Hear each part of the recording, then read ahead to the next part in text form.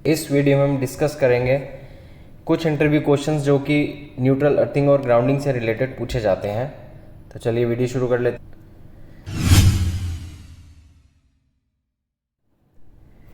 ये second part है। इसमें क्वेश्चंस के यहाँ से लेकर के क्वेश्चन नंबर 6, 7, 8 और 9 इसमें आंसर दिए गए हैं।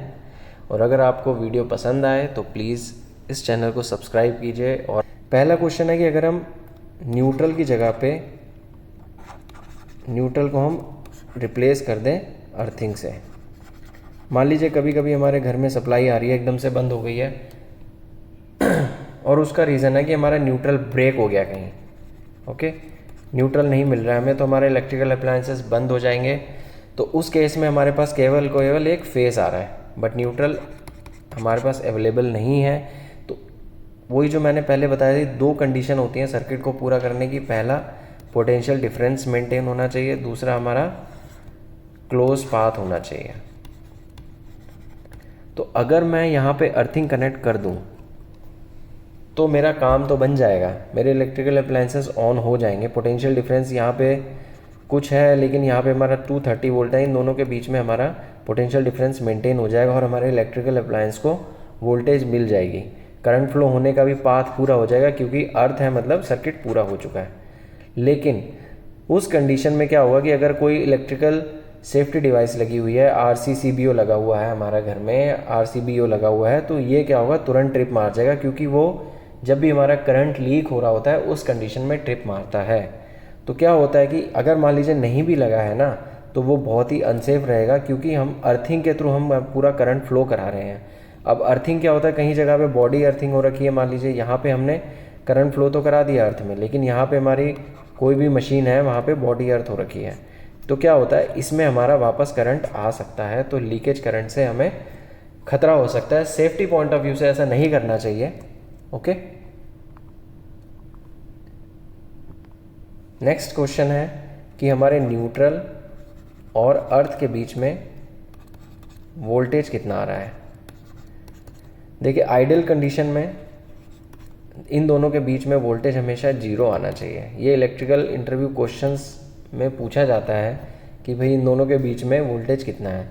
कायदे में तो इन दोनों के बीच में वोल्टेज 0 वोल्ट ही होना चाहिए, लेकिन अगर हमारा कहीं से लीकेज आ रहा है तो हमारा 10 वोल्ट, 20 वोल्ट, 30 वोल्ट आ रहा है, तो मतलब ये इलेक्ट्रिकल इक्विपमेंट के लिए सेफ़ नहीं है और जो काम कर रहे हैं आसपास उनके लिए भी सेफ़ नहीं है, क्योंकि वो न्यूट्रल अर्थ होता है और कहीं ना कहीं से बॉडी पे भी या कहीं पे भी लीकेज करंट फ्लो हो सकता है।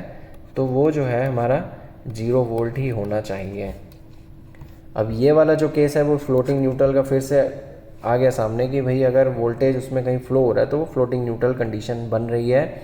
और उसका रीज़न यही है कि कहीं ना कहीं लोड अनबैलेंस हो रहा है और हमारा अर्थिंग प्रॉपर नहीं है। क्योंकि अगर अर्थिंग प्रॉपर होगा तो यहाँ पे हमारा स्टार पॉइंट पे या न्यूट्रल पॉइंट पे वोल्टेज 0 आएगा। हमारे सिंगल फेज सॉकेट्स होते हैं, उसमें देखिए जो अर्थिंग का पॉइंट होता है, ये इसका शेप और साइज़ बड़ा क्यों होता है। तो इसका आंसर ये है कि जब हम कोई भी सॉकेट में, तो देखिए सॉकेट में जब हम फेज़ और न्यूट्रल इंसर्ट करेंगे तो सबसे पहले क्या जाता है, अर्थिंग वाला नॉब जाता है, अर्थिंग वाली पिन जाती है।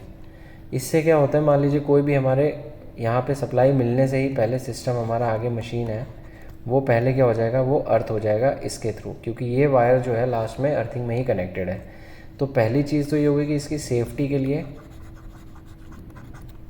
इंसान की सेफ्टी के लिए और इक्विपमेंट की सेफ्टी के लिए भी, ये जो है पहले अर्थिंग वाला पॉइंट अंदर जाता है और उससे सिस्टम सेफ हो जाता है, प्रोटेक्शन हो जाती है। ओके, सेकंड पॉइंट है कि अर्थिंग वाला पॉइंट अगर हम मान लीजिए कि सेम साइज़ का बना देंगे तो कभी कभी क्या होता है कि सॉकेट का जिसको पता है, जो इलेक्ट्रिकल फील्ड से नहीं है और उसको इतनी नॉलेज नहीं है, तो वो क्या कर देगा, फेज़ वाले में पिन में ही अर्थिंग वाला पिन अगर वो इंसर्ट कर देगा तो वो बहुत ही अनसेफ हो जाएगा और उससे एक्सीडेंट भी हो सकते हैं।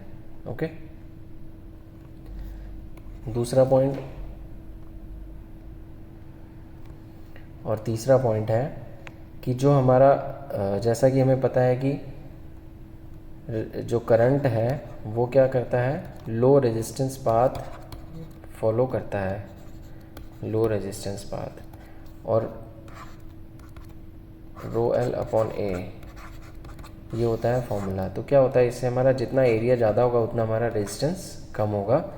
तो इसलिए हम लो रेजिस्टेंस को रखने के लिए हम इसका थोड़ा साइज़ और बड़ा करते हैं।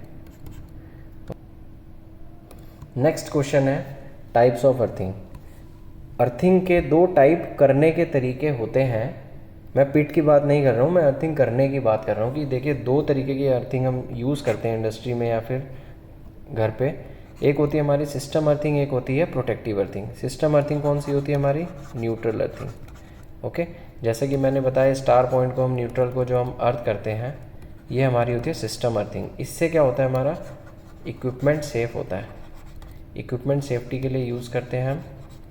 Okay, system earthing. लेकिन प्रोटेक्टिव अर्थिंग क्या होती है हमारी? ह्यूमन को सेव करने के लिए होती है। जो इंसान है वो अगर आसपास काम कर रहा है और हम ये बॉडी अर्थ कर देते हैं, इसको हम बोलते हैं बॉडी अर्थिंग भी बोलते हैं। ओके, तो क्या होता है, इससे हमारी सेफ्टी होती है इंसान की। तो टेक्निकल लैंग्वेज में अगर बात करेंगे तो न्यूट्रल अर्थिंग और equipment earthing. Neutral earthing deals with the earthing of system neutral to ensure system security and protection. जैसा कि मैंने बताया कि जो हम सिस्टम की सेफ्टी के लिए अगर हम यूज़ कर रहे हैं तो उसको हम बोलेंगे सिस्टम अर्थिंग। इक्विपमेंट अर्थिंग क्या होता है? Deals with the earthing of non current carrying part, मतलब जैसे body earthing of equipment to ensure safety to personal and protection against lightning. मतलब कि हम जो ह्यूमंस हैं उनके सेफ्टी के लिए हम ये प्रोटेक्शन अर्थिंग यूज़ करते हैं, जो कि बॉडी अर्थिंग कहलाती है।